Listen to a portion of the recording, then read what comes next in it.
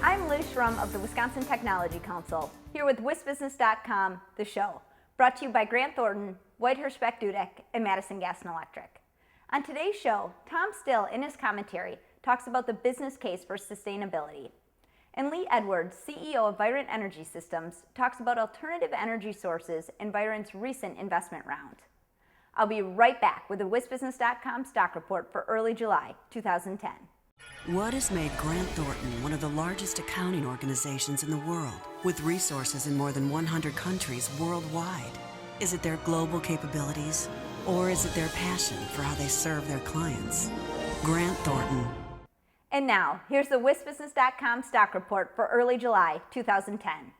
Rising, Tim Sullivan, the CEO and president of mining equipment maker Bucyrus International, gets kudos for his public leadership in overturning a U.S. export-import bank decision that endangered some 1,000 company jobs.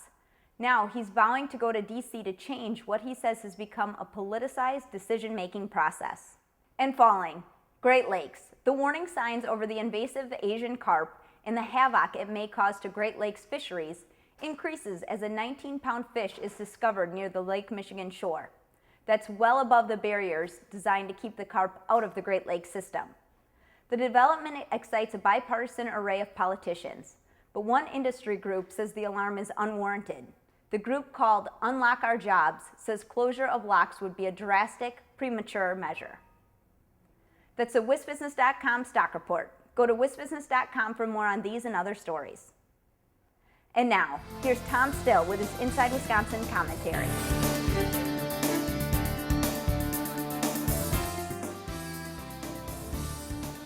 Site Selection magazine will never compete for space on American coffee tables with Sports Illustrated or TV Guide, but it's read by thousands of CEOs, corporate real estate executives, and facility planners who decide where to locate or expand businesses. The magazine's July edition ranked Wisconsin 9th among all states under a set of sustainability criteria, a performance that may catch the eyes of some savvy expansion planners. Criteria tracked by the magazine include private sector green energy projects, buildings constructed according to nationally recognized environmental standards, renewable energy generation, green incentives for businesses, federal brownfield cleanup funding, and more. Wisconsin ranked no lower than 24th in any of the magazine's 8 categories and as high as 7th, which resulted in a number 9 ranking among the 50 states. California, Washington, and Oregon held down the top 3 spots. 3 other upper Midwest states, Minnesota, Michigan, and Illinois, joined Wisconsin in the top 10. So why did Wisconsin crack the top 10? Targeted state government programs, such as the new Green to Gold Revolving Loan Fund, are part of the answer.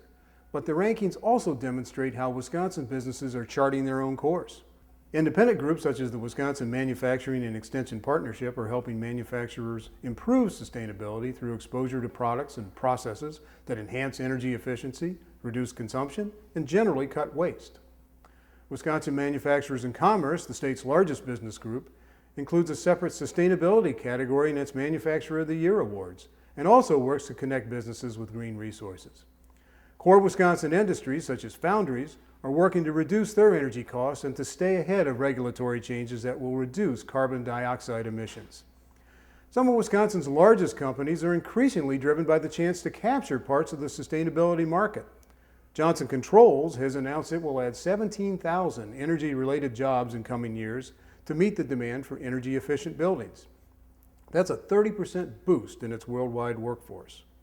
Finally, Wisconsin is building small clusters of industries around alternative energy, from wind to solar to advanced biofuels. In short, many Wisconsin businesses are embracing sustainability, if for no other reason than to control energy costs and to avoid regulatory pitfalls.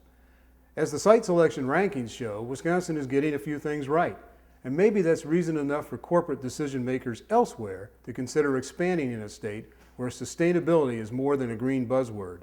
It's a bottom line issue. Thanks, Tom. I'm back with Lee Edwards, CEO of Virent Energy Systems.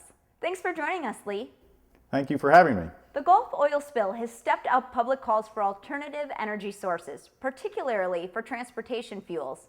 How close is the advanced biofuel sector in general to producing fuels on a level that would begin to reduce our reliance on oil?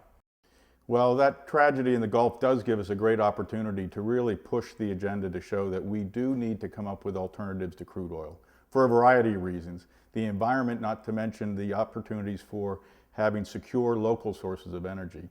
And what we're trying to do at Virent in the advanced biofuel section is come up with credible, high-quality products, exactly like those that come from crude oil, but generate them from renewable feedstocks and biomass like corn, sugar beets, and other agricultural residue products to help reduce our dependency on crude oil, as well as create new jobs in the local environment. Now, let's get specific about Virent's ability to scale up its production.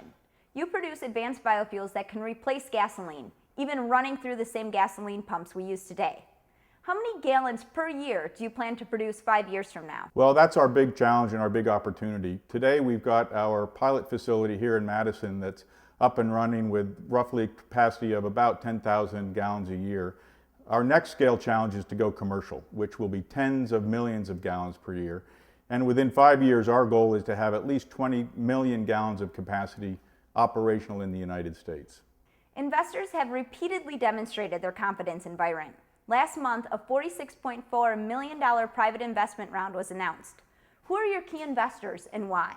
Virent is very pleased with our most recent round of investors. We've raised $46 million in our third round of equity financing. This round was led by a significant investment by Royal Dutch Shell, who has been a long-term supporter of our technology. We also had a great participation from 100% of our existing investor base, which included venture investors, a Madison-based venture capital firm, as well as the Erdman family, who have been with us since the very beginning of the company's history. Thanks, Lee, and thank you for watching this edition of WisBusiness.com, The Show. The show is produced by WisBusiness.com and the Wisconsin Technology Council, and sponsored by Grant Thornton, Whitehurst Beck Dudek, and MG&E. Visit our websites to read and learn more.